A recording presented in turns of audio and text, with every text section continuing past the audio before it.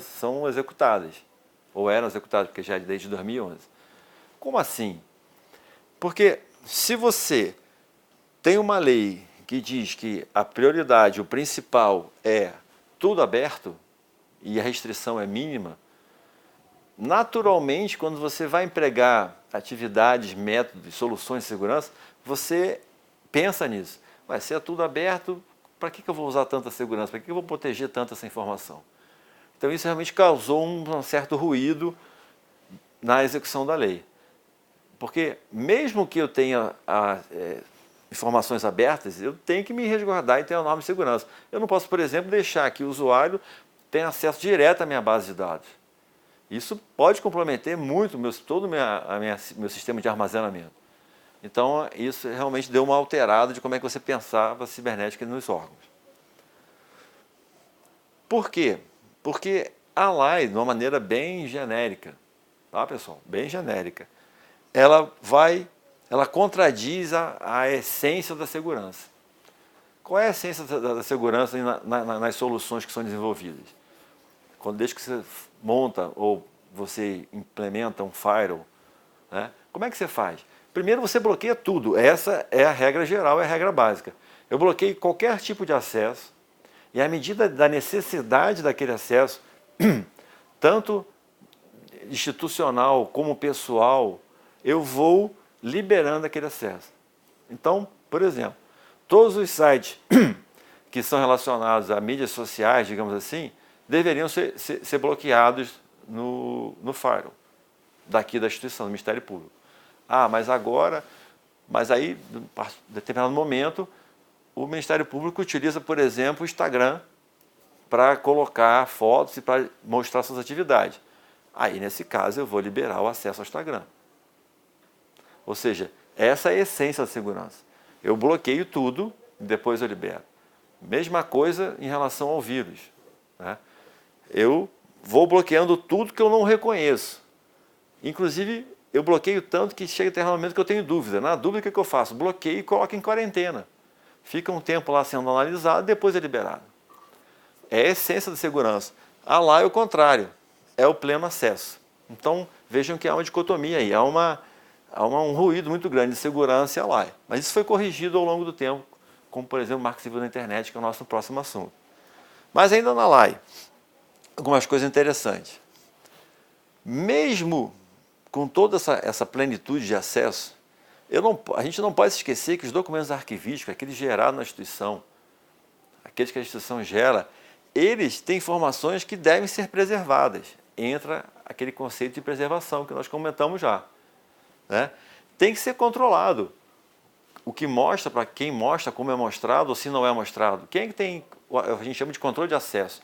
Quem é que tem realmente necessidade de conhecer, de alterar? Ele só lê aquele documento, ele pode fazer alguma alteração, algum registro, então isso tudo tem que ser trabalhado. Então tem que ser protegido, né? Por sorte, ou não, digamos assim, na hora que foi feita a legislação, né, foi pensado em pelo menos alguns itens que deveriam ser, digamos assim, salvaguardados para que não houvesse um risco nacional potencial. Esses, digamos assim, riscos nacionais, eles estão mapeados no artigo 23 da lei. O legislador teve essa lembrança, que ele não podia também deixar tudo aberto. E aí, o que acontece? Eu tenho aqui alguns itens que são relacionados à lei de acesso à informação em que eu posso e devo não mostrar ou classificar como reservado. Aí eu entro num outro regulamento, que é o Regulamento de Salvaguarda de Assuntos Sigilosos, em que eu vou classificar se aquele documento ele é aberto, se ele é reservado, se ele é secreto, se ele está secreto. O confidencial não existe mais. Então eu posso realmente, apesar da lei, eu posso negar acesso à informação se estiver enquadrado num desses itens aqui. Obviamente, aqueles documentos que afetam a soberania, a defesa nacional e do território. Aqueles que são de relações internacionais. Por exemplo, se eu tenho uma composição com um país amigo sobre defesa, sobre economia, eu não posso deixar isso aberto a qualquer um. Porque lembre que a lei não necessita nem de identificação. Qualquer pessoa pode ir lá e pedir aquilo ali. Se eu não preciso identificar, pode ser qualquer pessoa, inclusive alguém estrangeiro que queira saber sobre aquele documento. Aqueles que são voltados à parte pessoal, tanto de segurança como de saúde. Exemplo são os prontuários. O hospital não pode abrir o prontuário de um doente para qualquer pessoa. Isso é um documento extremamente sensível. A vida da pessoa está ali, né? Inclusive de autoridade também, ou de qualquer pessoa, digamos assim. Outro tipo de assunto que eu posso negar é aquele em relação à parte financeira e econômica. Eu não sou obrigado, a instituição não é obrigada, eu tenho a transparência daquilo que é feito, mas tem alguns assuntos que não podem ser transparentes. Por exemplo, a política monetária, o planejamento da redução ou não numa taxa Selic, por exemplo. Isso tem impacto financeiro muito grande. Isso não pode ser aberto antes da divulgação oficial. Então isso tem que ser controlado. Plano de estratégia das Forças Armadas, não precisa nem comentar, né? Eu tenho uma ordem de batalha em relação a um vizinho, a uma coisa da América do Sul, ou do Cone Sul, do ataque. O meu plano de ataque, o meu plano operacional não pode estar aberto ou alguém possa querer ver, né? Essas projeções no teatro de operações, os cenários de conflito. Isso é uma coisa extremamente secreta, ultra secreta. Aqui, infraestruturas críticas, que nós acabamos de conhecer, bem como os projetos de pesquisa em ciência e tecnologia. Um exemplo bem interessante é da Embrapa. Ali, quando eu desenvolvo novos grãos, novos produtos, aquilo tem um valor agregado imenso. São dezenas de cabeças que estão pensando ali, aí é o conhecimento, como eu falei, para desenvolver um produto que é um diferencial muito grande econômico, um avanço tecnológico, uma inovação tecnológica. Isso tem que ser preservado, eu não posso deixar aberto e à consulta de qualquer pessoa. Isso tem que ser salvaguardado. Segurança de instituições e de altas autoridades, né? Então aqui no Ministério Público eu tenho plano de evacuação, eu tenho a parte de incêndio, eu tenho eu tenho mapa como as autoridades trafegam e tal. Isso não pode ser aberto, né? Eu tenho planos de segurança de membros, de servidores, isso não pode estar aberto a qualquer um, a não ser quem tem necessidade de conhecer. E por fim, o item que eu acho extremamente interessante, que é muito relacionado com as nossas atividades aqui, é que a atividade de inteligência, por exemplo, o nosso centro, né, de informações, que trabalha a parte de inteligência, da contra-inteligência, de outras áreas também, a parte de investigação ou fiscalização, nós temos GAECO e outras unidades aqui que fazem isso, as próprias promotorias também, quando é relacionado à prevenção e repressão de infrações. Então, aqui sim está autorizado que se mantenha determinados processos de sigilo, o que é fundamental para que a ação realmente continue. Então essa aqui é a nossa lei. Vamos passar agora para o Marco Civil da Internet. Já estamos em 2014. O que o Marco Civil fez? Basicamente, ele pegou o decálogo do CGI-BR, lembram? Do Comitê Gestor da Internet, que nós comentamos na unidade passada. Ele nasceu em 1997 para gerenciar a internet no Brasil.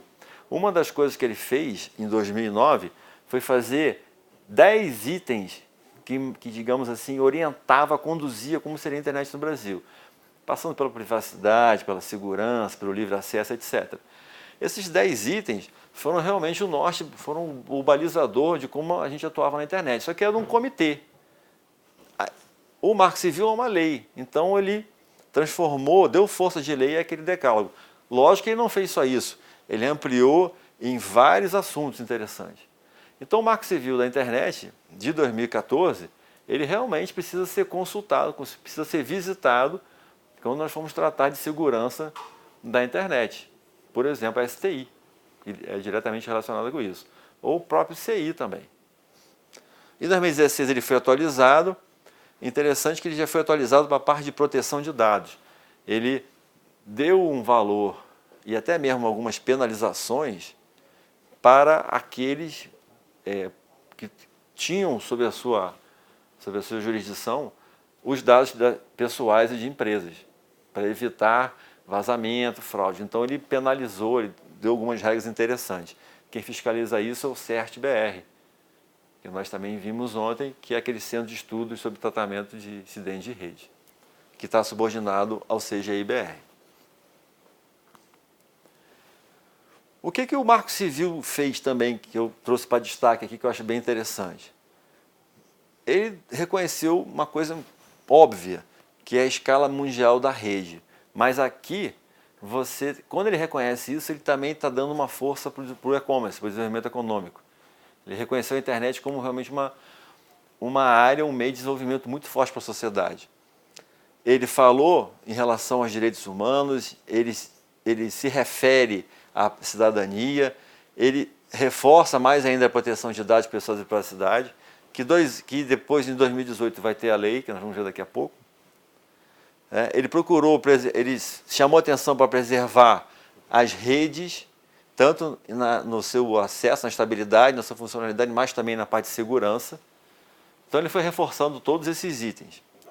Para isso, traz padrão internacional e aqui uma coisa interessante que tem a ver com a nossa capacitação, que é o estímulo de uso de boas práticas. Então o Marco Civil da Internet estimula que as boas práticas de segurança em redes, não só das empresas, das instituições, mas também dos usuários, sejam difundidas, que é o que a gente está fazendo agora. E por fim, o que eu achei interessante é que ele destaca a importância da internet. Aqui a gente está no auge da sociedade de redes, da era industrial, em relação à promoção do desenvolvimento humano, econômico, lembra da transformação digital? Social e cultural também. Esse normativo agora é de 2018, bem recente, a Lei Geral de Proteção de Dados Pessoais, que vai entrar em vigor em meados de 2020. O que ela faz? Ela, de uma maneira, ela complementa o Marco Civil e a LAI. Ou seja, ela interage, corrige algumas coisas e dá novos entendimentos. Ela atualiza. Lembra que a LAI é de 2011, já precisava de uma atualização mesmo. E o que ela faz? Ela trata sobre dados pessoais, inclusive nos meios digitais, tanto da pessoa pessoal, natural, ou da pessoa jurídica, tanto no direito público como privado, com um objetivo muito focado, que é proteger os direitos fundamentais da liberdade e da privacidade. Então, ela digamos assim, ela protege aquela informação pessoal. Ela levou muito tempo a ser feita. Não imaginem que a LAI surgiu em 2018 do nada, ela pelo menos percorreu várias tentativas ao longo de quase 10 anos. Ela foi, digamos assim, promulgada em 2018 por pressões externas. Por exemplo, quando foi promulgada a Lei de Proteção de Dados da Comunidade Europeia, isso trouxe uma necessidade de uma aderência dos outros países para poder atualizar, para poder se relacionar comercialmente. Então o Brasil teve que acelerar a Lei de Proteção de Dados por conta da Lei Geral de Proteção da Comunidade Europeia e também por conta da OCDE, para também ficar aderente a essa parte de comércio. Então vejam que a parte comercial da internet, a força do e-commerce, fez com que a lei fosse finalmente promulgada. O que mais de interessante para a gente sobre a LGPD? Em relação à segurança, ela alerta que os sistemas de informações que tratam os dados têm que atender a requisitos de segurança e de boas práticas. Para quê? Para que você tenha governança e, preste atenção nesse último item aqui que é interessante, de tal maneira que o formato do dado armazenado favoreça o direito de acesso. Então aqui a gente volta a falar de metadados, volta a falar de informação armazenada, volta à preservação digital. Então veja como é que o ciclo ele vai se fechando. A lei ela é aplicada a serviços digitais ou não, ou seja, ela não é só para a informação pessoal que está em meio digital, aquela que está em papel também ainda está valendo, em meios analógicos. Ela vale tanto para a pública ou privada e para qualquer organização brasileira ou estrangeira que colete dados em território nacional. Isso é uma visão macro. Ela acompanha para e passo a lei europeia sobre isso também. Mas ela não se aplica para fins particulares, econômicos, com a finalidade artística, jornalística ou acadêmica. Aqui a gente, na área acadêmica, pode fazer referência e tal, não está sobre a égide da lei. O que mais? também não se aplica para fins particulares ou econômicos, com finalidade artística, etc. E uma coisa interessante é que nós temos aqui no nosso Ministério Público uma unidade criada em 2018, que é especializada em proteção de dados e inteligência artificial. Então veja como é que o Ministério Público está realmente percebendo a necessidade do avanço cibernético. Aqui os integrantes podem tranquilamente fornecer informações mais detalhadas para vocês em relação à proteção de dados, eles produzem documentação, e-books. Então, quem quiser se aprofundar, além, obviamente, de consultar a lei, tem também essa unidade especial em relação à proteção de dados. Mais um normativo interessante é a Política Nacional de Infraestruturas Críticas, que nós já conversamos, também do final de 2018. Ela veio tentar homogeneizar, tentar trazer à tona melhor a importância da infraestrutura crítica e como é que a gente se organiza. Ela ainda está muito embrionária, porque ainda é uma política, precisa de definir estratégias e planos, etc., mas ela define pelo menos infraestruturas críticas, que é o conjunto de medidas de segurança, melhor dizendo, infraestrutura crítica. Conjunto de medidas de caráter preventivo e reativo, ou seja, eu levo planejamento e levo reação a algum dano, para preservar os serviços relacionados às infraestruturas críticas. Isso aqui eu acho muito interessante, que ela propõe um sistema integrado de dados de segurança para a infraestrutura crítica. Porque os grids, eles são muito distintos. Então, por exemplo, eu tenho a matriz energética. Eu tenho empresas que cuidam da matriz energética, da parte de transmissão de energia. Mas ela é fracionada. Alta transmissão, baixa transmissão, subestação. Mas isso é tudo muito parecido. O sistema escada que cuida da planta base dessas matrizes, de uma usina, também é muito parecido. Então, elas integram, a ideia é que esse sistema integre, por exemplo, esses grids, né, de modo que eles troquem informações. Por exemplo, há uma correção da vulnerabilidade em determinado sistema. Se uma sabe, ela repassa para as outras. E aí você vai aumentando essa rede entre essas empresas, dentro desses grids, do financeiro também, né? Você vai fomentando esse tipo de troca de informações e você vai deixando essa infraestrutura menos insegura, né? Porque segura não existe. Sempre pode ter um jeito de você burlar essa falha. E aí, quando você monta esse sistema, você busca uma palavra que realmente faz muito sentido em relação à infraestrutura que se chama resiliência. O que é resiliência? Isso vem da física. É você ter a capacidade de continuar com as suas propriedades, isso na física, né? Continuar com as suas atividades, isso agora na proteção cibernética. Continuar fazendo o que você faz, mesmo que não seja 100%, você continua fazendo 50%, está um pouco comprometido o seu modo de atuar, mas você não para de atuar. Essa é a resiliência, né? A gente pode fazer uma comparação interessante com aquela fábula da ventania, que veio uma ventania muito forte e o carvalho não quis se dobrar, se manteve inteiro, e o vento foi tão forte que quando ele não aguentou, ele foi, dobrou, caiu e ficou com as raízes expostas. Ao passo que o bambu foi até o chão, aquela ventania, mas quando passou o vento, ele voltou. Então, resiliência, fazendo uma comparação um pouco mais assim, filosófica, seria mais ou menos isso. Eu continuo vivo, continuo fazendo o que eu estou fazendo, mas não tão bem, mas eu não paro de fazer. Isso você só consegue através de redes, através de atuação sistêmica, particularmente em termos de defesa cibernética. Finalmente não, essa é a penúltima. Vamos para a Política Nacional agora de Segurança da Informação. Também em 2018, se eu não me engano, em dezembro de 2018. Ela retoma a necessidade de assegurar aquelas propriedades da segurança da informação que nós já vimos, né? Disponibilidade, integridade, confidencialidade, autenticidade de informação, só que agora a nível nacional. Ela tenta organizar de maneira nacional. Ela, por enquanto, ainda é um decreto presidencial, ainda está no executivo, mas ela tem a tendência de se tornar realmente uma lei que favoreça uma política nacional em relação à segurança. Ela vai dar diretrizes, parâmetros, orientações, vai ter uma estratégia, vão ter planos, vai ter uma integração maior, e aí você consegue uma visão sistêmica, holística, em cima dessa toda essa parte de segurança nacional. E ela tem um item interessante para mim, que eu considero polêmico, inclusive, é que ela enquadra debaixo da segurança de informação a segurança cibernética, ok.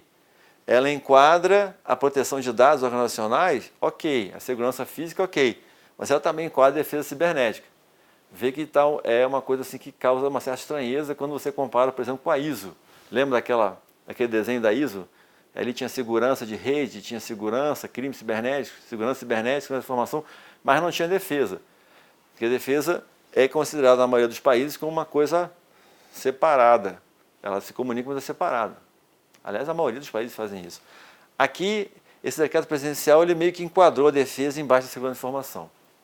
Isso pode ser que cause algum ruído na esfera ministerial, mas isso é assunto para outro momento. O que eu destaquei dos objetivos dela? Ela pretende contribuir para a segurança individual, para a segurança da sociedade e do Estado. Aqui é a diferença entre Estado e governo. O Estado é perene e o governo passa. O governo são 5 anos, o Estado é perene, para a vida toda. Ela procura aprimorar o arcabouço legal e normativo. Isso é muito importante, porque a gente tem dentro do governo, dentro das diversas áreas, diversos normativos que são que são inferiores, que às vezes atuam fortemente numa solução superior.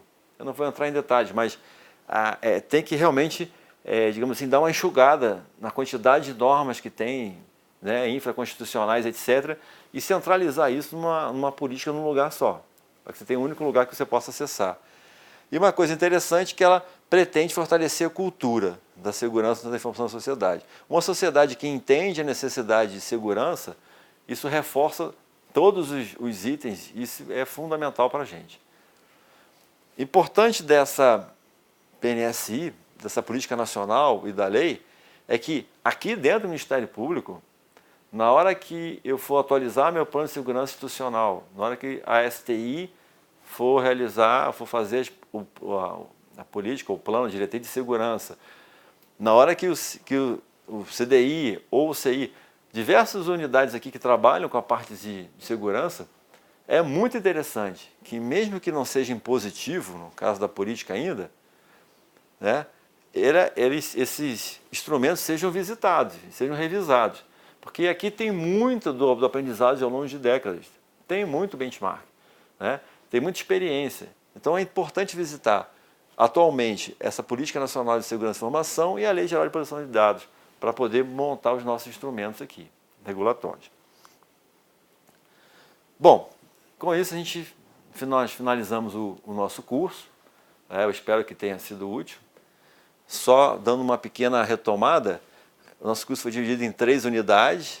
Uma das características gerais, o contextualização, a gente falou de internet, de web, vulnerabilidade, sociedade em rede, 3 exemplos de tecnologia emergente. Na unidade 2, a gente procurou ver a parte de proteção cibernética, basicamente uma visão de defesa e segurança. Vimos um histórico para poder entender como é que surgiu. Aqui também a gente deu uma passeada na internet, como é que a internet aconteceu. E vimos as principais instituições. Na unidade 3, nós focalizamos os ativos de informação, aqueles fundamentos da gestão, um pouco de governança e os principais normativos. Reforçando aqui a nossa fonte de referência. E esse é um primeiro passo, eu acredito que esse assunto desperta muito interesse. Há várias perspectivas tanto de atualização como de colaboração de vocês. Meu e-mail aqui está plenamente à disposição, de sugestões, inclusive de assuntos que possam ser tratados no futuro, ou de assuntos que a gente tratou aqui que precisam ser ampliados, de acordo com a necessidade das unidades ou aqui do próprio Ministério Público. Eu permaneço à disposição e, se tudo der certo, até uma próxima oportunidade. Obrigado.